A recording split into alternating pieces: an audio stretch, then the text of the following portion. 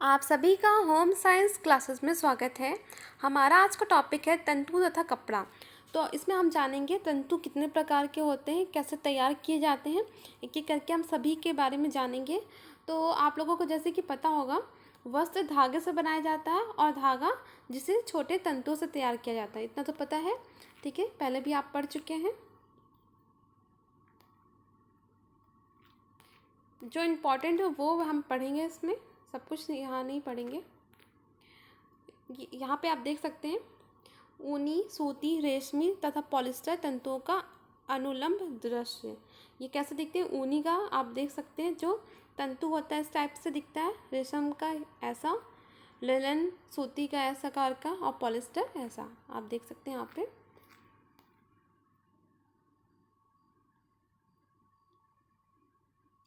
तंतुओं के स्रोत तथा उनका वर्गीकरण। अगर हम तंतुओं का वर्गीकरण करें तो हमें तंतु विभिन्न प्रकार के स्रोतों से प्राप्त होते हैं और इसलिए हम इन्हें तदनुसार वर्गीकृत करते हैं। तो इसमें पहला जो वर्गीकरण है वो है हमारा प्राकृतिक स्रोतों से जो प्राप्त होते हैं तंतु, उनके आधार पर। प्राकृतिक जैसे पौधों या पशुओं से प्राप्त सभी प्रकार के तंतुओं को प्राकृतिक तंतु कहते हैं। उदाहरण के लिए कपास, ऊन, लिनन, रेशम आदि। पौधों से प्राप्त तंतुओं को सेल्यूलोसिक तंतु कहते हैं, जैसे सूत, लिनन। पशु स्रोतों से प्राप्त होने वाले तंतुओं को प्रोटीन तंतु कहते हैं, जैसे ऊन तथा रेशम। ये किससे? प्रोटीन से प्राप्त होते हैं। और सेलुलोज से जो प्राप्त होते हैं वो कौन कौन से हैं? हाँ, जो सेलुलोज से तंतु प्राप्त होते हैं वो सूत तथा लिनन होते हैं। ठीक है, यहाँ पे आप देख सकते हैं एग्जाम्पल में कपास का कोया तथा गुच्छा, ये इससे कपास प्राप्त होता है। भेड़ से ऊन प्राप्त होता है, भेड़ के ये ऊपर वाला जो रुई होता है उसी को काट कर ऊन बनाया जाता है। रेशम के कीड़ों से ही रेशम प्राप्त होता है। अब आता हमारा मानव निर्मित तंतु।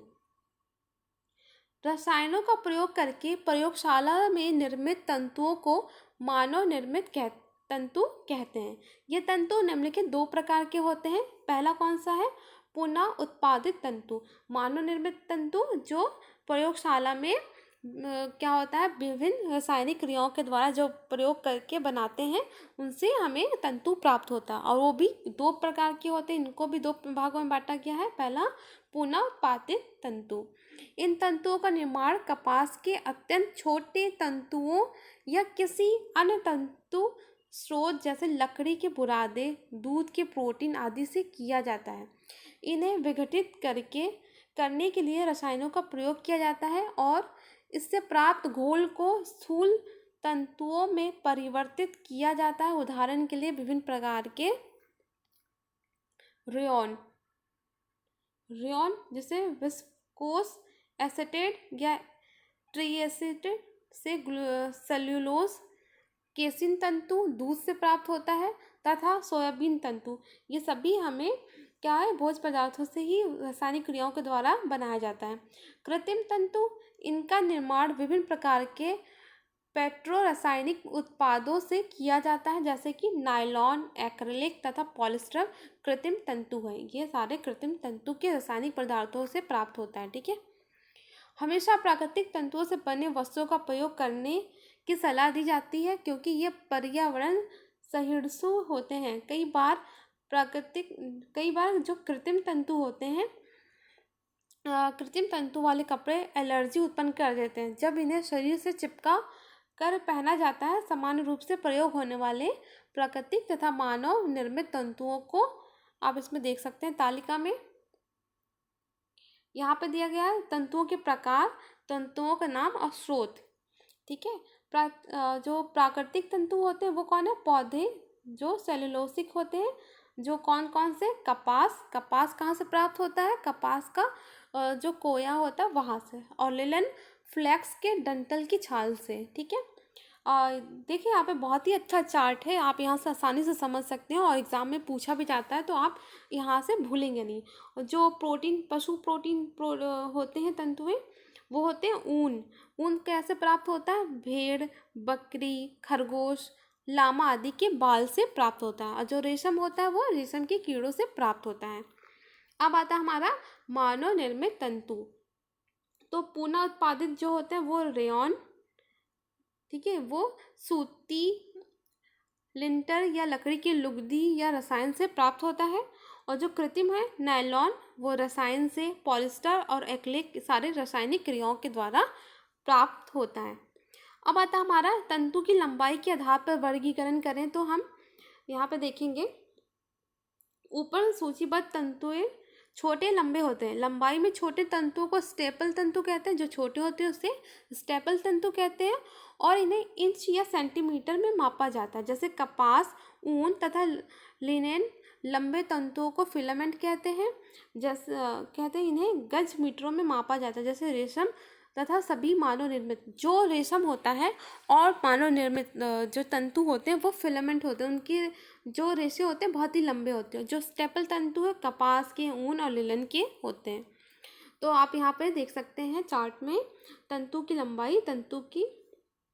लंबाई, वर्ग, बनावट और माप की इकाई।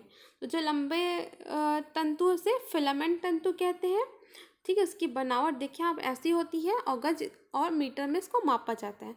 गज, मीटर छोटे, स्टेपल तंतु ऐसे छोटे छोटे होते हैं, इसे इंच और सेंटीमीटर में मापा जाता है। विभिन्न तंतुओं की सामान्य विशेषताएं। तो जो तंतुएं होती हैं उनमें क्या विशेषताएं पाई जाती हैं। जो कपास है, कपास के तंतु सभी टेक्सटाइल तंतुओं से छोटे होते हैं।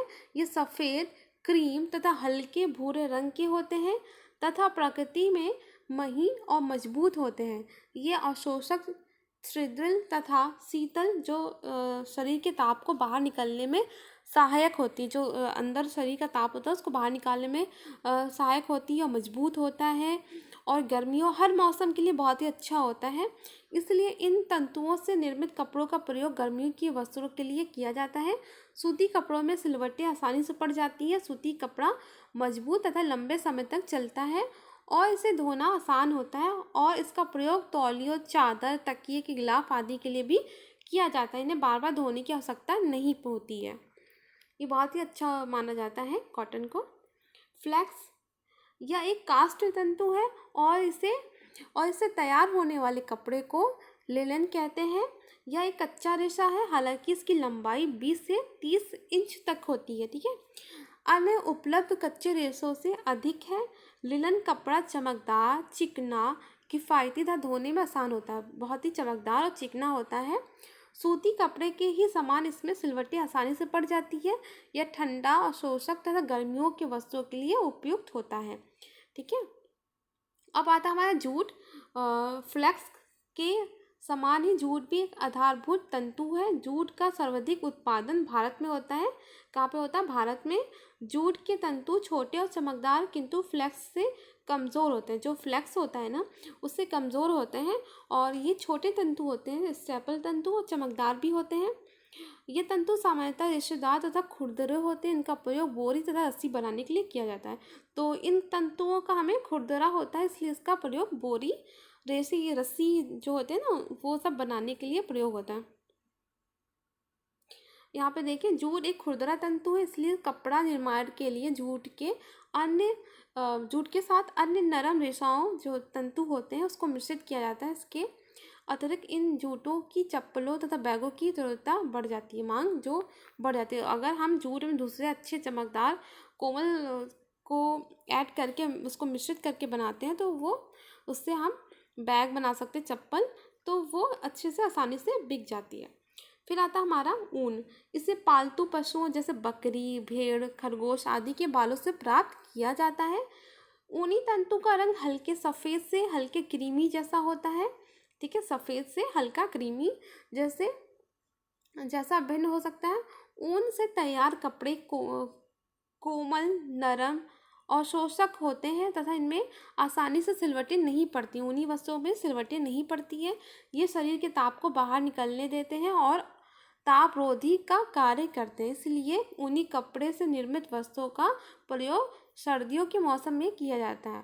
ऊन एक कमज़ोर तंतु है तथा धुलाई के साधारण साबुन, पाउडर, रगड़ से यह आसानी से प्रभावित हो जाता है। मतलब ये तो बहुत ही कमज़ोर तंतु होता है, लेकिन जब उसको जब धोते हैं तो उसमें साबुन, पाउडर, रगड़ का इस्तेमाल नहीं करना चाहिए क्योंकि वो जल्दी खराब हो जाता है। अब बात करें हम रेशम की। ये रेशम के कीड़े द्वारा निर्मित एक प्राकृतिक तथा प्रोटीन फिलामेंट है। ये बहुत ही लंबा रेशा होता है, इसलिए इसको फिलामेंट कहते हैं। रेशम से निर्मित कपड़े चिकने, महीन, नरम, चमकदार, ठीक है, गर्म तथा ऊन से मजबूत होते हैं। इसे तंतुओं की रानी कहा जाता है। इसका प्रयोग औपचारिक वस्तुओं के लिए किया जाता है। कुछ खास मौक़ों पर इसका प्रयोग करते हैं और इसे तंतुओं की रानी भी कहते हैं। रेयॉन यह एक मानव निर्मित रेशेदार तंतु है जो चमकदार, चिकना तथा शीतल और अवशोषक होता है, किंतु यह प्राकृतिक में कमज़ोर होता है क्योंकि यह रेशम से बहुत मिलता जुलता होता है। इसलिए रेयॉन को कृत्रिम रेशम या आर्ट रेशम कहते हैं। कृत्रिम रेशम और आर्ट रेशम किसे कहते हैं? रेयॉन को। इसका प्रयोग गर्मियों के वस्त्र बनाने के लिए किया जाता है। ये तंतु प्रकृति में थर्मोप्लास्टिक होते हैं, अर्थात ये ताप संवेदी तथा चिकने होते हैं और ताप लगने पर आसानी से पिघल जाते हैं। ये जब ताप लगता है ना, जब आग करीब आता है या आग में झुलसते हैं तो ये पिघल जाते हैं। कृत्रिम तंतु का निर्माण पेट्रोलियम उत्पादों से किया जाता है। नायलॉन, पॉलिस्टर, एक्रिलिक आदि कृत्रिम तंतुओं के उदाहरण हैं। रेयॉन के ही समान ये भी थर्मोप्लास्टिक तंतु होते हैं, चूँकि इनमें आग आसानी से लग जाती है और ये शरीर में चिपक जाते हैं, इसलिए रसोई में या आग के पास काम करते समय इनसे निर्मित वस्त्र नहीं पहनने चाहिए। ठीक है। कृत्रिम वस्तुओं में सिलवटें नहीं पड़ती है और इन्हें हल्के या चमकदार रूप से तैयार किया जाता है। ये काफ़ी मजबूत होते हैं और धुलाई में आसान तथा जल्दी सूख जाते हैं। दूसरे शब्दों में इसकी देख रेख तथा रख रखाव आसान तो होता है, लेकिन आग से दूर रहना चाहिए। जहाँ पे किचन में काम करते हैं ना लेडीज़, वहाँ पे नहीं पहन के सब काम नहीं करना चाहिए, ये तो आग बहुत जल्दी लग जाती है। अब आता हमारा गैर तकनीकी परीक्षण द्वारा तंतु की पहचान।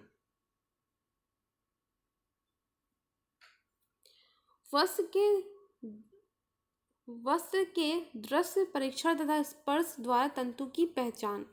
अब आप विभिन्न स्रोतों से प्राप्त तंतुओं के नामों तथा उसके मूलभूत गुणों से अवगत हो गए हैं। क्या आप इस ज्ञान के आधार पर आप खरीदे जाने वाले कपड़े को पहचान सकते हैं? तो हम कैसे इसको पहचानेंगे तंतुओं को? विभिन्न कपड़ों की विशेषताएं जो उन्हें पहचानने में सहायक होती हैं। यहाँ पे देख सकते हैं चार्ट में, तंतु, प्रकटन, स्पर्श, एहसास, अपेक्षित रख रखाव।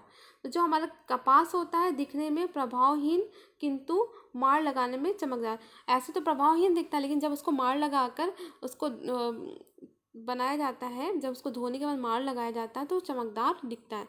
और स्पर्श में कोमल तथा चिकना एहसास करता है। ठीक है, छूने में बिल्कुल कोमल चिकना सा प्रतीत होता है और शीतल एहसास प्रदान करता है। यदि मार किया गया है तो सिलवटें आसानी से पड़ती है। अगर हम मार करते हैं, स्टार्च लगाते हैं, तो वो सिलवटें आसानी से उस पर पड़ जाती है। बात करें लिनन तंतु की, ये हल्के से मध्यम स्तर की चमक लेती है। ठीक है, मतलब थोड़ी सी हल्की चमक होती है, कोमल और चिकनी बनावट की होती है। इसको स्पर्श करें तो बहुत ही कोमल और चिकनी बनावट सी लगती है और इसका एहसास गर्म एहसास देता है ये। और इसमें सिलवटें आसानी से पड़ जाती है, इसमें भी सिलवटें आसानी से पड़ जाती है।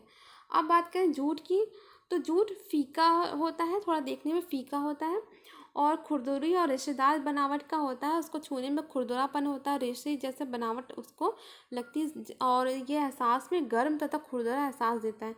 गर्म तो देता है, साथ साथ खुरदुरा भी बहुत होता है। आसानी से सिलवटें नहीं पड़ती क्योंकि ये खुरदरा है, थोड़ा सा हार्ड होता है, तो इसलिए इसमें आसानी से सिलवटें नहीं पड़ती हैं। अब बात करें ऊन की, तो मध्यम से निम्न स्तर की चमक होती है इसमें। खराब गुणवत्ता वाली ऊन में चमक नहीं होती। जो खराब गुणवत्ता वाली होती है ना, उसमें चमक नहीं होती। जो अच्छी गुणवत्ता होती है तो उसमें थोड़ी सी चमक होती है और ये छूने में नरम, कोमल, अवशोषक, दिखने में भारी होता है। इसमें तो एक तो नरम होता है, कोमल होता है, अवशोषक बहुत ही अवशोषक होता है और दिखने में बहुत ही भारी भरकम सा लगता है और इसका एहसास गर्म होता है, इसलिए तो हम इसको गर्मियों में पहनते हैं और इसमें आसानी से सिलवटें नहीं पड़ती है। अब बात करें रेशम की, तो दिखने में नाजुक तथा चमकदार, देखने में बहुत ही नाजुक सी लगती है। ठीक है, और बहुत ही इसमें चमकदार होती है, बहुत चमक इसमें होती है रेशम के तंतुओं में कोमल, नरम तथा हल्का होता है। इसको छूने में बहुत ही कोमल, नरम और हल्का, आप इसका वेट बहुत ही लाइट वेट होता है रेशम का। स्पर्श में गर्म होती है, आसानी से सिलवटें इसमें नहीं पड़ती है। अब बात करें रेयॉन की, तो यह चमकदार भी हो सकता है और बिना चमक के हो सकता है। ठीक है, दोनों टाइप का होता है, चमकदार भी और बिना चमक के भी। और छूने में यह कोमल होता है, चमकीला, किंतु रेशम से भारी होता है। कोमल चमकीला होता है लेकिन रेशम से भारी होता है। और इसका एहसास, इसका शीतल एहसास देता है। सिलवटें आसानी से इसमें पड़ जाती है लेकिन रेशम में नहीं पड़ती है।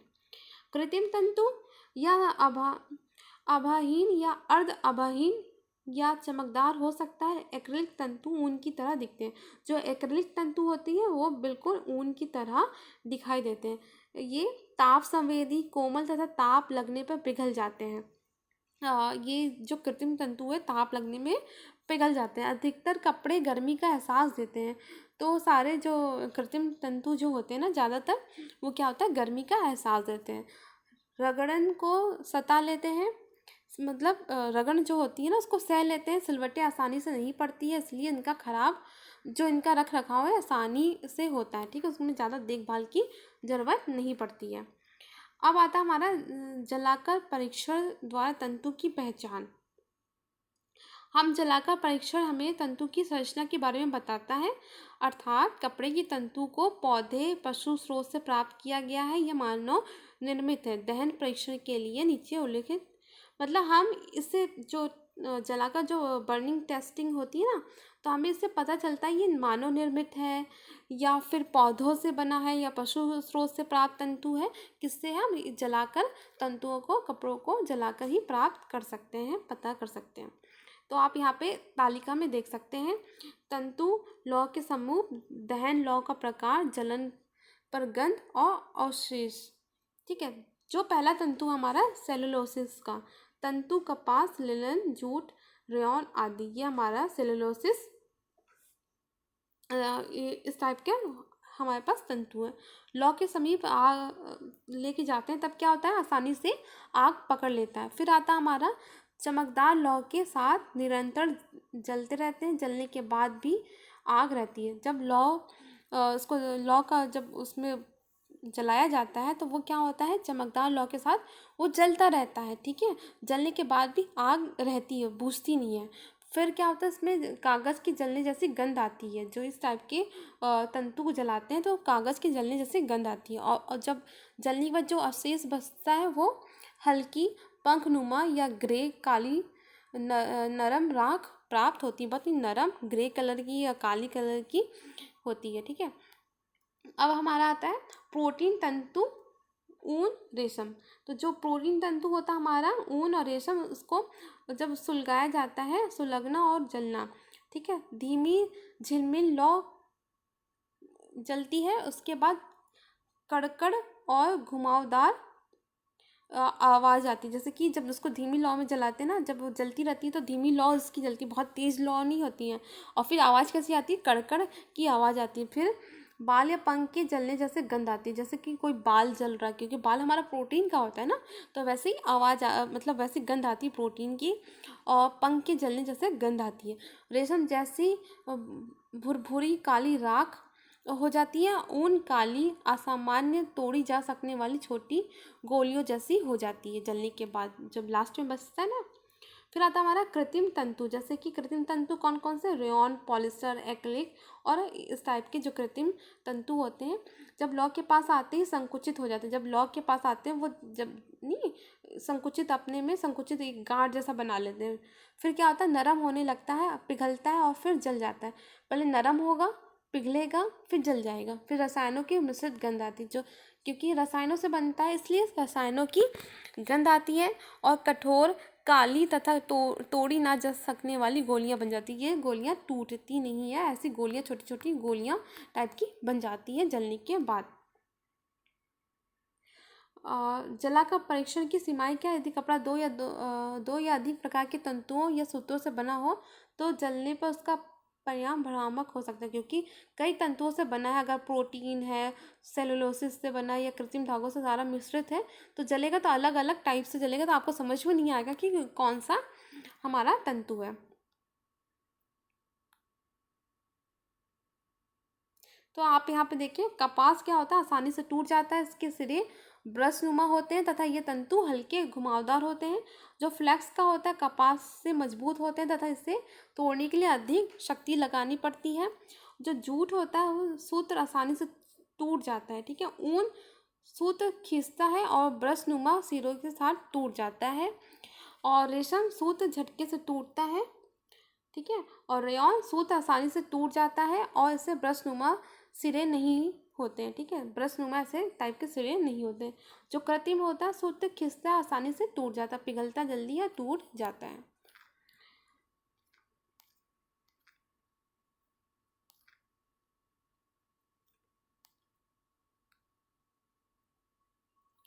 तो ये आज का हमारा टॉपिक कंप्लीट हो गया है, ठीक है। अब नेक्स्ट वीडियो में मिलेंगे नेक्स्ट टॉपिक के साथ। तो अगर वीडियो पसंद आए तो प्लीज़ वीडियो को लाइक करें, कमेंट करके बताएं आपको वीडियो कैसा लग रहा है, ठीक है।